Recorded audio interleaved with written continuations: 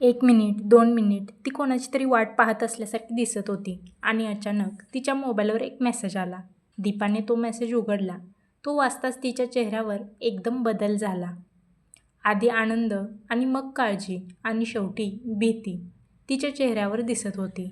रामने मोबाईलचा screen zoom केला, पण त्याला मेसेजमधील शब्द स्पष्ट दिसत नव्हते. तेवढ्यात दीपाने पटकन फोन कानाला लावला. हॅलो. रामचा श्वास रोखला गेला. दीपा पुढे म्हणाली, तू खरंच येणार आहेस का? काही क्षण ती समोरचं ऐकत राहिली. मग ती घाबरून म्हणाली, पण तू इथे आलास आणि कोणाला दिसलास तर? रामच्या हाताची मूठ घट्ट झाली. त्याला आता खात्री पटत होती. तो कोणीतरी आज खरंच दीपाला भेटायला येणार होता. दीपा काही क्षण शांत राहिली आणि मग तिने खिडकीबाहेर पाहिलं. ठीक आहे, ती अगदी हळू आवाजात म्हणाली, पण तू मागच्या दरवाजाने ये. रामच्या अंगावर काटा आला. मागचा दरवाजा? म्हणजे या व्यक्तीला घरात येण्याचा मार्गही माहीत होता. रामने लगेच आपल्या मोबाईलवर घराच्या मागच्या बाजूचा CCTV उघडला आणि त्या क्षणी स्क्रीनवर एक सावली दिसली. कोणीतरी घराच्या मागच्या बाजूला उभं होतं. रामने मोबाईल घट्ट पकडला. त्याच्या डोळ्यासमोर फक्त एकच प्रश्न होता, हा कोण आहे? आणि त्या व्यक्तीने घराच्या मागच्या दरवाजाकडे पाऊल टाकलं. तेव्हा रामला जाणवलं, आजच त्या सगळ्या प्रश्नांची उत्तरे मिळणार होती. राम आपल्या गाडीमध्ये बसला होता. गाडी घरापासून थोड्या अंतरावर उभी होती. त्याच्या हातात मोबाईल होता. मोबाईलच्या स्क्रीनवर त्याच्या घरातील CCTV कॅमेऱ्याचं लाईव्ह फुटेज सुरू होतं. घराच्या हॉलमध्ये दीपा एकटीच फिरत होती. कधी ती खिडकीजवळ जायची, कधी मोबाईल हातात घेऊन काहीतरी पाहायची, कधी अचानक दरवाजाकडे पाहायची, जणू ती कोणाची तरी वाट पाहत होती. रामच्या मनात एकच विचार होता, तो कोण येणार आहे? ज्याच्याशी दीपा फोनवर बोलत होती, तो आज नक्की येणार आहे. अचानक CCTVच्या स्क्रीनवर घराच्या मागच्या बाजूला हालचाल दिसली. राम एकदम सावध झाला. कोण आहे हा? त्याने स्क्रीन मोठी केली. किचनच्या मागच्या बाजूने एक व्यक्ती हळूहळू घराच्या दिशेने पुढे येत होती. रामच्या हृदयाची धडधड वाढली. तो व्यक्ती बाजूला पाहत होता, जणू त्याला घरात कोणीही नसल्याची खात्री करून घ्यायची होती. रामच्या हाताची मूठ घट्ट झाली. म्हणजे हा आहे तो, ज्याची दीपा वाट पाहत होती. त्या व्यक्तीने मागच्या दरवाजातून आत प्रवेश केला. रामच्या डोळ्यांसमोर आता हॉलचा कॅमेरा होता. काही क्षणांनी हॉलच्या दिशेने एक सावली दिसली. तोच व्यक्ती हळूहळू हॉलमध्ये आला. दीपा त्याला पाहताच क्षणभर जागच्या जागी थांबली. रामला वाटलं, कदाचित ती त्याच्याशी भांडेल, कदाचित त्याला घराबाहेर जाण्यास सांगेल. पण पुढच्या क्षणी जे घडलं ते पाहून रामच्या अंगावर काटा आला. तो व्यक्ती दीपाजवळ गेला आणि त्याने दीपाला आपल्या जवळ ओढून घेतलं. दीपा त्याच्या मिठीत गेली. रामच्या डोळ्यात संतापाची ज्वाला पेटली. दीपा, त्याच्या तोंडून नकळत नाव बाहेर पडलं, पण तो स्वतःला आवरून शांत बसला. आता त्याला सर्व काही समजून घ्यायचं होतं. दीपाच्या चेहऱ्यावर मात्र एक वेगळाच भाव होता. तिच्या डोळ्यात अश्रू होते. ती त्या व्यक्तीला हळू आवाजात म्हणाली, अरे. तो व्यक्ती तिच्याकडे पाहत होता. दीपाने त्याचा हात आपल्या हातात घेतला. आपलं बाळ आहे ना, हे शब्द ऐकताच रामच्या छातीत काहीतरी तुटल्यासारखं झालं. आपलं बाळ? रामच्या कानात ते शब्द घुमू लागले. त्याने मोबाईल घट्ट पकडला. त्याला त्या क्षणी वाटलं, म्हणजे हा माझा संशय खरा होता. दीपाच्या पोटात वाढणारं बाळ माझं नाही, हे बाळ त्या माणसाचं आहे. पण पुढच्या क्षणी त्या व्यक्तीने दीपाच्या पोटाकडे पाहिलं. त्याच्या चेहऱ्यावर अचानक एक मोठं हसू उमटलं. तो खाली वाकला. त्याने प्रेमाने दीपाच्या पोटाला कान लावला. दीपा त्याच्याकडे पाहत होती. तिच्या डोळ्यात आता प्रेम होतं, ममता होती, एक विचित्र समाधान होतं. तो व्यक्ती हसत म्हणाला, आपलं बाळ. दीपाच्या डोळ्यातून अश्रू वाहू लागले.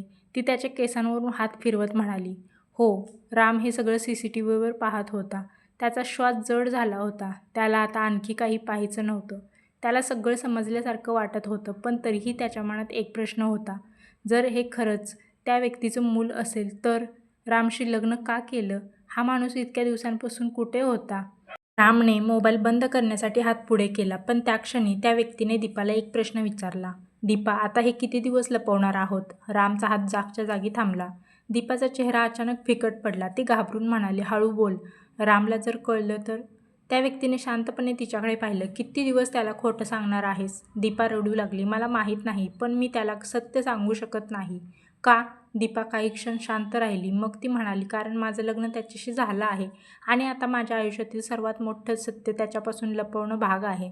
रामच्या डोळ्यात अश्रू आले, पण तो अजूनही मोबाईलच्या स्क्रीनकडे पाहत होता. त्या व्यक्तीने दीपाच्या पोटावर पुन्हा हात ठेवला. आपलं बाळ. तोच त्या बाळाचा खरा पिता होता.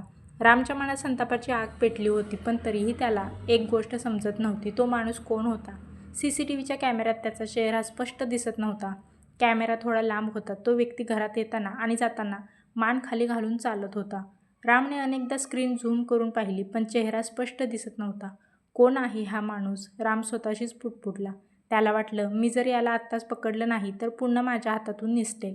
रामने लगेच मोबाईल काढला. त्याने आपल्या 3-4 मित्रांना कॉल केला. हॅलो, कुठे आहेस? घरी ताबडतोब माझ्या घरी या. समोरच्या मित्राने विचारले, काय झालं रे? रामचा आवाज अतिशय गंभीर होता. आता काही विचारू नकोस, फक्त माझ्या घरी ये, पण लवकर ये. रामने फोन कट केला. काही वेळातच त्याचे मित्र तिथे पोहोचले. रामने त्यांना सगळं काही सांगितलं. फक्त एवढंच म्हणाला, माझ्या घरच्या मागच्या बाजूला तुम्ही तिघं थांबा. मित्राने एकमेकांकडे पाहिलं. पण का? राम म्हणाला, कोणीही घरातून मागच्या बाजूने बाहेर पळू नये म्हणून. मला कोणीतरी पकडायचं आहे. रामच्या चेहऱ्यावरचा राग पाहून मित्राने आणखी प्रश्न विचारले नाहीत. ते घराच्या मागच्या बाजूला जाऊन थांबले. रामने एकदा मोबाईलवर CCTV तपासलं. तो अनोळखी माणूस अजूनही घरात होता. रामच्या छातीत धडधड सुरू झाली. त्याने मनाशी ठरवलं, आता पुरे झालं. आज या सगळ्याचा शेवट करायचा. राम हळूहळू आपल्या घराच्या दिशेने चालत गेला. घरापासून थोड्या अंतरावर थांबून त्याने मोबाईल बंद केला आणि मग तो मुख्य दरवाजापाशी आला. दीपाला अजिबात कल्पना नव्हती की राम एवढ्या लवकर घरी आला आहे. तिला वाटत होतं राम आज दिवसभर ऑफिसमध्ये आहे. त्याला रात्री उशिरा घरी यायचं आहे. त्यामुळे घरात येणारा प्रत्येक आवाज तिला त्या व्यक्तीची सुरक्षिततेची खात्री देत होता. पण अचानक रामने दरवाजाची बेल वाजवली. दीपा दचकली.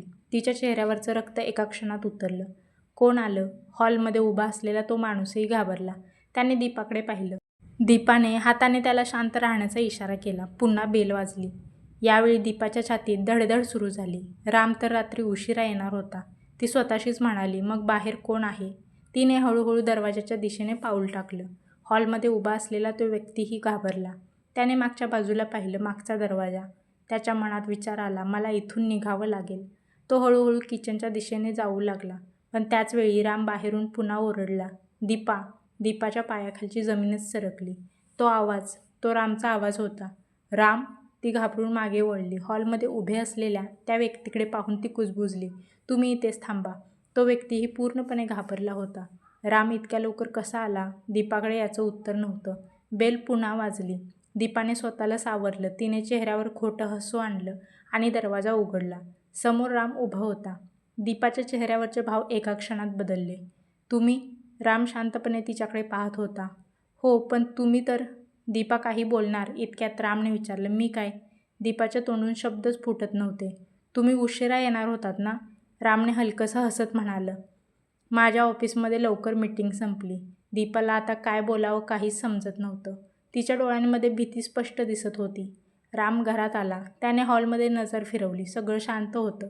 पण त्या शांततेमध्ये एक भयंकर गुपित लपलं होतं. रामला त्या व्यक्तीची उपस्थिती माहीत होती, पण दीपाला ते माहीत नव्हतं. तिला वाटत होतं रामला काहीही माहीत नाही, पण रामच्या डोळ्यात आता सगळं स्पष्ट दिसत होतं. तो हॉलच्या दिशेने चालत गेला. दीपा, तू एकटीच होतीस ना घरात? दीपाचा चेहरा पांढरा पडला. हो. राम तिच्याकडे पाहत राहिला. खरंच? हो. राम काहीच बोलला नाही.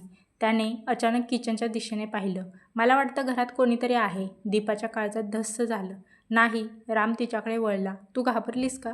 दीपाच्या तोंडून काहीच शब्द बाहेर पडले नाहीत आणि तेवढ्यात किचनच्या मागच्या बाजूने ती व्यक्ती बाहेर पडण्याचा प्रयत्न करू लागली. पण बाहेर जाण्याआधीच त्याला रामचे मित्र दिसले. 3 जण तिथे उभे होते. तो व्यक्ती मागे सरकला, पण आता त्याच्यासाठी पळून जाण्याचा कोणताही मार्ग नव्हता. रामच्या मित्रांनी त्याला पकडलं. तो व्यक्ती धडपडू लागला, पण मित्रांनी त्याला घट्ट पकडलं. रामला सगळं समजलं. तो ताबडतोब मागच्या बाजूला गेला आणि त्या व्यक्तीला पाहताच रामच्या पायाखालची जमीनच सरकली. त्याच्या डोळ्यांसमोर उभा असलेला तो माणूस दुसरा कोणीही नव्हता. तो रामचा स्वतःचा जुना मित्र होता, अमोल. राम काही क्षण त्याच्याकडे पाहतच राहिला. त्याच्या डोळ्यात आश्चर्य होतं. मग त्या आश्चर्याचं रूपांतर संतापात झालं. तू? अमोलने रामकडे पाहिलं. त्याच्या चेहऱ्यावर अपराधीपणा होता. राम त्याच्याकडे धावत गेला. तू माझ्या घरात? अमोल काहीच बोलला नाही. रामने त्याची कॉलर पकडली. माझ्या बायकोला भेटायला तू माझ्या घरात चोरून येतोस? राम गप्प बसला. रामचा आवाज संपूर्ण घरात घुमला. दीपा घाबरून एका कोपऱ्यात उभी होती. रामने अमोलकडे बोट दाखवलं. तू माझा मित्र होतास? अमोल हळू आवाजात म्हणाला. हो. रामच्या डोळ्यात संताप आणखी वाढला. होतास? हो राम, म्हणजे आत्ता नाहीस? अमोलने मान खाली घातली. रामच्या मनात जुन्या आठवणी जाग्या झाल्या. अमोल आणि रामची अनेक वर्षांची मैत्री होती. दोघे एकत्र शिकले होते, एकत्र व्यवसाय करण्याची स्वप्नही पाहिली होती. पण काही वर्षांपूर्वी दोघांमध्ये एका मोठ्या वादामुळे कायमचा दुरावा निर्माण झाला होता. तो वाद इतका मोठा होता की रामने अमोलशी पुन्हा कधीही संबंध ठेवले नव्हते. आणि आज तोच अमोल रामच्या घरात उभा होता. ते सुद्धा रामच्या बायकोसोबत. आणि तिच्या पोटात वाढणारं बाळ कदाचित त्याचंच होतं. रामच्या डोळ्यासमोर अंधार पसरला. त्याने दीपाकडे पाहिलं. दीपा रडत होती. रामने तिच्याकडे बोट दाखवलं. तू दीपाने हात जोडले. राम, माझं ऐका. रामचा आवाज ऐकून दीपा दचकली. तू मला सांगितलंस का हे बाळ माझं आहे? दीपा रडत म्हणाली. रामने अमोलकडे पाहिलं. तू माझा जुना मित्र. माझ्याशी वाद झाल्यानंतर माझ्या आयुष्यातून गायब झालास. पण तू माझ्या आयुष्यातून गायब झालास, माझ्या घरातून नाही. अमोलने मान खाली घातली. रामच्या डोळ्यातून अश्रू आले. त्याने थरथरत्या आवाजात विचारलं, मला एकच सांग, दीपाच्या पोटात वाढणारं बाळ खरंच तुझं आहे का? घरात पूर्ण शांतता पसरली. दीपा रडत होती. अमोल गप्प होता. रामची आई आणि बाबा दारात उभे होते. रामचे मित्रही शांत झाले. रामने पुन्हा विचारलं, उत्तर दे. अमोलने हळूहळू रामकडे पाहिलं. त्याच्या डोळ्यात अश्रू होते. तो काही बोलणार इतक्यात दीपा अचानक मध्ये आली. हो. राम थबकला. दीपाने डोळे मिटले. हे बाळ, तिचा आवाज थरथरत होता, हे बाळ अमोलचं आहे. रामच्या चेहऱ्यावरचे भाव एका